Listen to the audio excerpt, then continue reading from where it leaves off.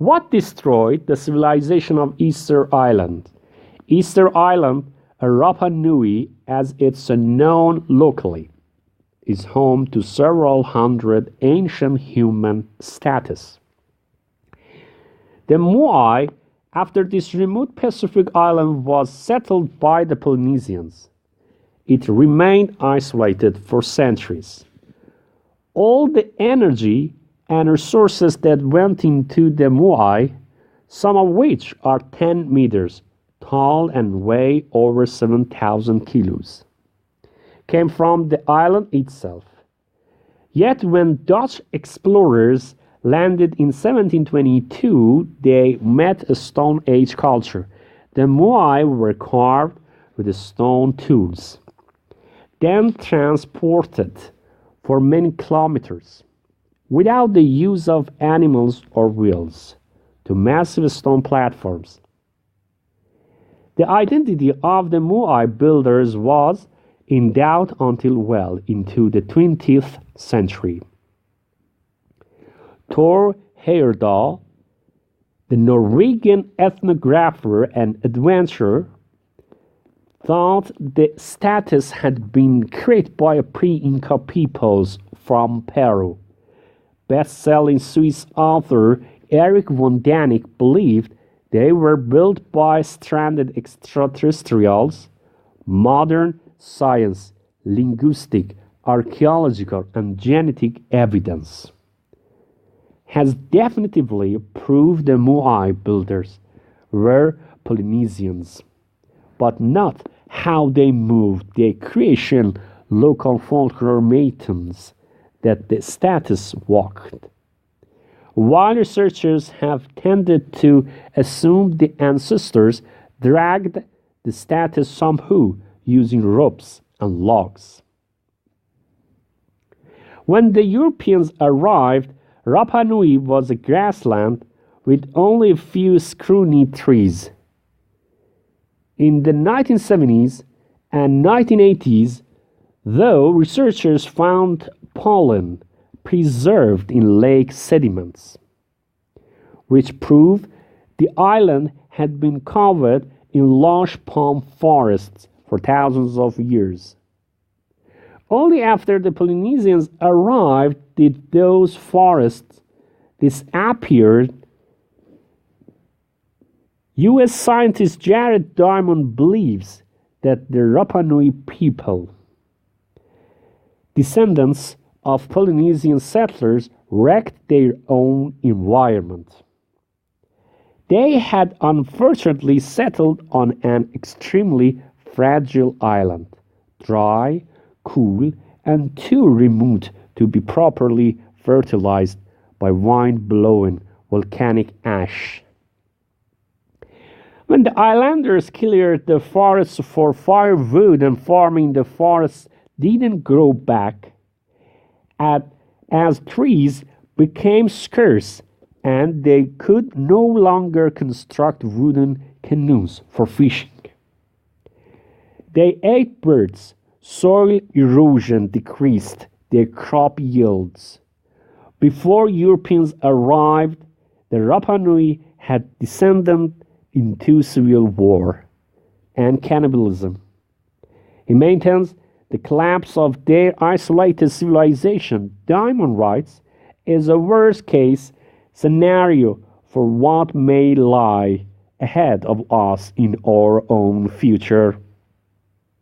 The Moai, he thinks, accelerated the self-destruction. Diamond interprets them as power displays by rival chieftains who, trapped on a remote little island, lacked other ways of asserting their dominance.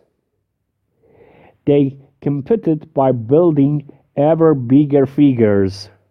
Diamond thinks they laid the Moai on wooden sledges, hauled over log rails, but that required both a lot of wood and a lot of people. To feed the people, even more land had to be cleared. When the wood was gone and civil war began, the islanders began toppling the Moai. By the 19th century, none were standing.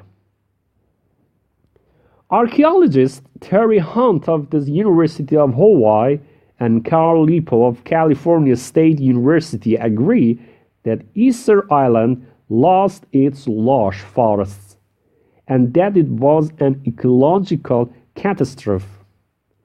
But they believe the islanders themselves weren't to blame, and the Moai certainly weren't. Archaeological excavations indicate that the Rapa Nui went to heroic efforts to protect the resources of their wine-lashed, infertile fields. They built thousands of circular stone windbreaks and gardened inside them and used broken volcanic rocks to keep the soil moist. In short, Hunt and Lipo argue the prehistoric Rapa Nui were pioneers of sustainable farming. Hunt and Lipo contends that Moai building was an activity that helped keep the peace between islanders. They also believe that moving the Moai required few people and no wood, because they were walked upright.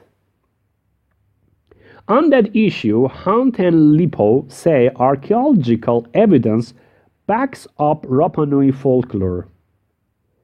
Recent experiments indicate that as few as 18 people could wear 3 strong ropes and a bit of practice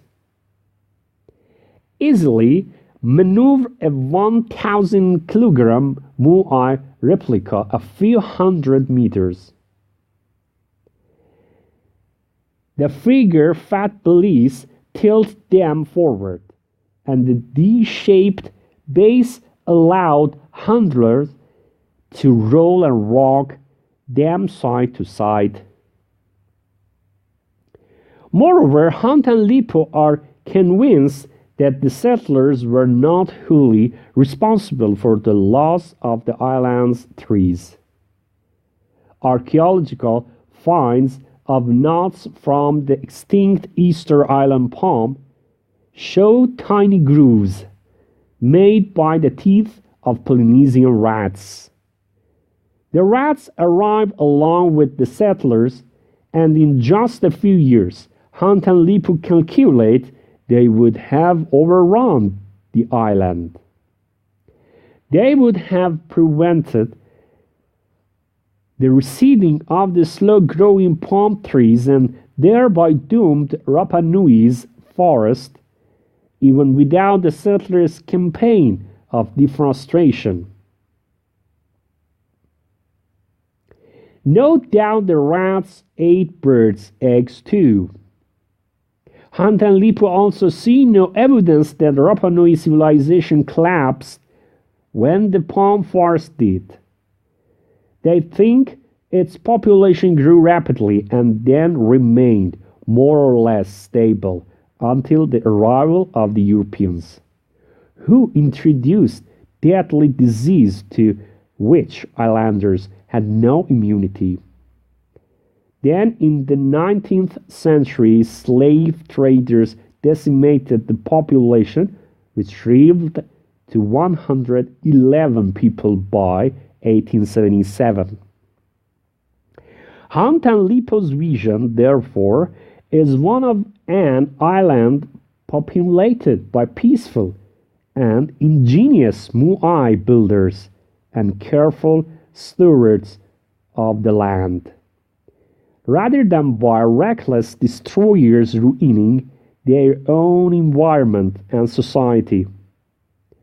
Rather than a case of abject failure, Rapa Nui is an unlikely story of success.